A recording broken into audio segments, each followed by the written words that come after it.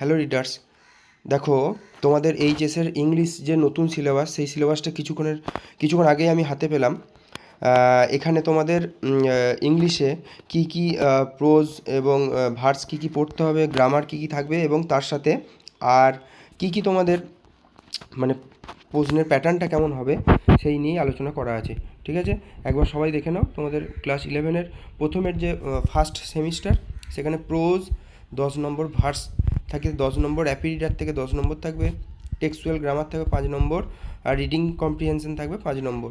Same same second semester দেখে নাও, prose, verse, rapid reader, textual non textual grammar থাকবে, আর রাইটিং থাকবে। ঠিক আছে, আর তোমাদের 20 মার্কসের প্রজেক্ট থাকবে। এরপরে তোমরা যেটা আসল জিনিস দেখে নাও, তোমাদের কি কি টপিক থাকবে প্রোজের ক্ষেত্রে। ফার্স্ট সেমিস্টারে তোমাদের থাকবে কি, অ্যান অ্যাস্ট্রোলজার্স ডে, এটা আর কে নারায়ণের লেখা। তারপরে থাকবে Swami and mother, worship from the mother, monster as I saw him, sister Nivedita, Amarnath from the master as I saw him বা সিস্টার নিবেদিতা। আর ভার্সে কী থাকবে, তোমাদের ওয়েস্টমিনিস্টার ব্রিজ যেটা ছিল আগে সেটা আছে, তার সাথে দি বেঙ্গল সেলার্স, সরোজিনী নাইডুর লেখা, আর দি সেকেন্ড কামিং, ডাব্লিউ.বি. ইয়েটসের লেখা। আর র্যাপিড রিডারে তোমাদের Macbeth, Othello, as you like it থেকে থাকবে। ঠিক আছে, এখানে কোনো চেঞ্জ নেই। এরপর টেক্সচুয়াল গ্রামার মোটামুটি একই, এখানেও সেম আছে, এখানে কিছু পরিবর্তন নেই, আনসিন একই থাকবে।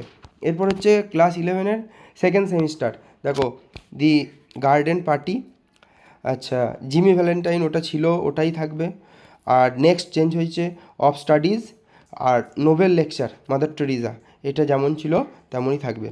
ঠিক আছে, এরপর একটা ইনস্ট্রাকশন জিনিস যেটা করেছে, এখানে বলছে যে any 2 out of 4 questions of 2 marks. ঠিক আছে, আচ্ছা তারপরে দেখো মাই লাস্ট ডাচেস, এটা রবার্ট ব্রাউনিংয়ের, খুব ভালো এটা ঢুকিয়েছে। এটা তো তোমাদের আমি পড়ার সময় অনেকবার আলোচনাও করেছি এই গল্পটা নিয়ে। অ্যান্ড স্টিল আই রাইজ, এটা ঢুকিয়েছে, দেখো এটা 5 নম্বর করে আছে। আচ্ছা, এরপর র্যাপিড রিডার দেখে নাও তোমরা একটু কী কী আছে। আচ্ছা, এরপরে নন টেক্সচুয়াল গ্রামার, যেটা আগে তোমাদের কিন্তু ছিল না, সেটা কিন্তু এখানে দিয়েছে। এখানে কি কি আছে, tense, voice, phrasal verb, preposition, clause, participle, gerund, আর ট্রান্সফরমেশন অফ সেন্টেন্স। ঠিক আছে, আর রাইটিং স্কিল দেখে নাও, 10 নম্বরের আছে টোটাল তোমাদের রাইটিং। সেমই আছে মোটামুটি, প্যারাগ্রাফ রাইটিং আছে, এর সাথে কি হতে পারে, ফর্মাল লেটার অথবা রিপোর্ট। আর প্রজেক্ট ওয়ার্ক তোমাদের 20 মার্কসের। এই হচ্ছে তোমাদের কিন্তু সিলেবাস।